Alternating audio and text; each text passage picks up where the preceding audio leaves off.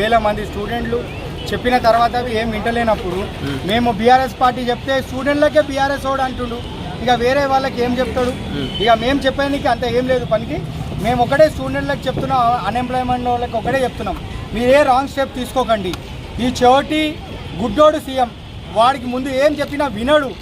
2.5 years ఆగండి, మీరేం భయపడకండి. మీ ఇప్పుడు ఏజ్ అయిపోయినా కొంచెం మేము పరిమితి పెంచి మీకు 37 అయినా 36 ఉన్నా దానికి పరిమితి పెంచి 40 చేసి అయినా మీకు జాబ్లు ఇప్పించే జుమేదారి బీఆర్ఎస్ పెట్టుకుంటుంది.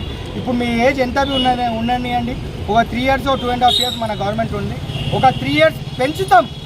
ఏదైనా జియో పాస్ చేసి పెంచి మీకు అప్పుడు జాబ్లు ఇస్తాం. ఆ ధైర్యంతో మీరు ఉండండి అని ప్రతి ఒక్క స్టూడెంట్లకి, ఈ తెలంగాణలో ఎక్కడ ఉన్న స్టూడెంట్కి చెప్పేది ఒక, కాంగ్రెస్ పార్టీ అధికారంలో వచ్చిన నెల రోజులకే 70,000 పోస్టులు ఇచ్చాము అని చెప్పేసి బాటంగానే ఎల్బీ స్టేడియంలో నియామక పత్రాలు ఇచ్చారు. దాన్ని ఎలా చూడొచ్చు మరి? 70,000 ఇచ్చిన జాబ్లు అంటే ఒక్క మినిస్టర్ అదే ఫిగర్ పెట్టుకుని రాసుకొని చెప్పడం తప్పు కాదా? రాసుకొని చెప్తాడు మేము 70,000 ఇచ్చినామని. పిసిసి ప్రెసిడెంట్ నేను 60,000 ఇచ్చిన అంటాడు, డిప్యూటీ సీఎం 50,000 అంటాడు, వేరే మినిస్టర్ శ్రీధర్ బాబు లేచి నేను 1,00,000 ఇచ్చినామంటాడు, వేరే ఒక పొన్నం ప్రభాకర్ అంటాడు నేను 80,000 ఇచ్చేసినాను.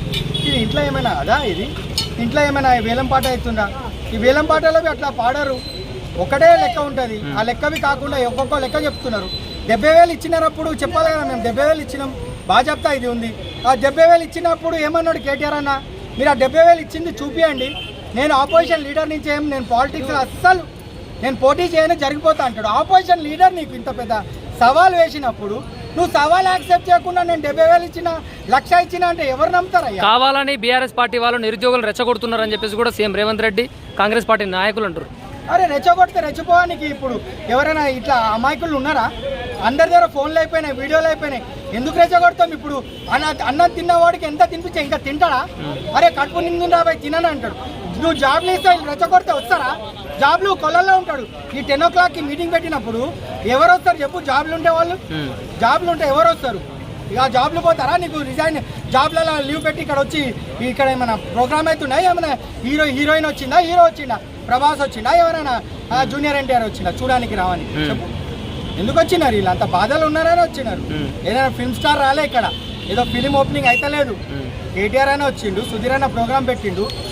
రాష్ట్రంలో ఉన్నటువంటి ప్రజలు మమ్మల్ని ఆశీర్వదిస్తున్నారు, మరో 5 సంవత్సరాలు కూడా నేనే ముఖ్యమంత్రి ఉంటా అంటుండగా సీఎం రేవంత్ రెడ్డి. నువ్వు ఒక 6 months సీఎం ఉండు రేవంత్ రెడ్డి, నీకు అదే సవాల్ నేను ఇచ్చిపెడుతున్నా. నేను Rakesh Thakur, Lingojiguda division working president. నీకు 6 నెలలు నువ్వు సీఎం ఉండు, ఇంకా 5 సంవత్సరాల తర్వాత మాట ముచ్చట వేరే. ఎందుకు అట్లా అంటారు? ఎందుకంటే నువ్వు పెట్టిన పాట నీకే సెట్ అవుతుంది.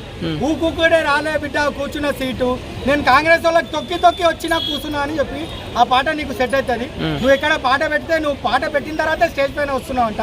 ఆ పాట విన్న తర్వాత కాంగ్రెస్ వాళ్ళు అందరు లీడర్లు ఇట్లా కాలిపోతున్నారు, మాకు తొక్కే వచ్చింది అంటున్నారు. మాకెవరు తొక్కలేను, ఎందుకంటే మేము ఆల్రెడీ 10 years గవర్నమెంట్ చేసుకున్నాము. ఇక ప్రజలు ఏదో ఎప్పుడైనా 10 సంవత్సరాల పాలనలో రాష్ట్రాన్ని అప్పుల పాలు చేసిండు అని అంటుండగా, 10 సంవత్సరాల పాలనలో కేసీఆర్ అప్పుల పాలు చేసిండు రాష్ట్రాన్ని అంటుండు. 3,50,000 కోట్లు ఇప్పుడు పబ్లిక్ చెప్తున్నారు. చేసిండు, మంచి చేసిండు అంటున్నారు. అరే ఎన్ని కట్టిండు, కళ్యాణ లక్ష్మి ఇచ్చిండు, ఫ్లైఓవర్స్ కట్టిండు, మిషన్ భగీరథ చేసిండు, కాళేశ్వరం కట్టిండు, ఇంటింటికి నల్ల ఇచ్చిండు, బోర్వెల్ వేసిండు, అందరికి రైతు భరోసా ఇచ్చిండు. ఇండియాలో లేకుండా రైతు భరోసా 10,000 ఇచ్చిండు. ఈయనే వచ్చింది కదా. ఈ ఒక్క జాబ్ తీసేస్తే మీకు నెక్స్ట్ ఎలక్షన్లో 15,000 వస్తా అన్నాడు. ఎక్కడ ఇచ్చిండు? చెరువులు మంచి చేసిండు. ఎక్కడ మీకు మిషన్ కాకతీయ అని ఇదే అని అది అని ఇన్ని చేసిండు కదా. ఇక ఎన్ని చేస్తాడు? యూనివర్సిటీలు కట్టిండు, కొత్త కలెక్టర్ ఆఫీసులు కట్టిండు, గురుకుల్లో కట్టిండు. అరే నేను చెప్పిపోతే లిస్టులు ఇంకా తగ్గిపోతాయి, ఇంకా ఎన్నో ఉన్నాయి. నేను తక్కువ చెప్తున్నా, ఒక 20 చెప్తున్నా, 200 వెళ్తాయి. నీలాక 420 హామీలు ఇవ్వలే, అన్నీ చేసిందే చెప్పుకున్నాం అంతే.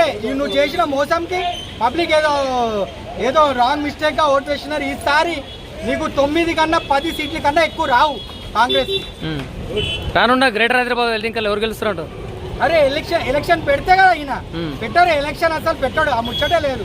ఎందుకంటే ఈయనకు తెలుసు February 10th ఈయన బాడీ జిహెచ్ఎంసీ డిజాల్వ్ అయిన తర్వాత ఇప్పుడు దాకా ఖాళీ టైంపాస్ చేస్తుండు. ఆయనకి ఎలక్షన్ పెట్టే ధైర్యం లేదు. నెక్స్ట్ వచ్చేది బీఆర్ఎస్ పార్టీనే, వేరే పార్టీ లేదు అసలు. బీజేపీకి అసలు పోటీ చేయడానికి అసలు క్యాండిడేట్స్ దొరకవు. ఎందుకంటే ఇప్పుడు నెక్స్ట్ టైం వచ్చేది బీఆర్ఎస్ పార్టీనే. ప్రతి ఒక్క ఇప్పుడు ఎంత 300 చేసి పెట్టేసిండు.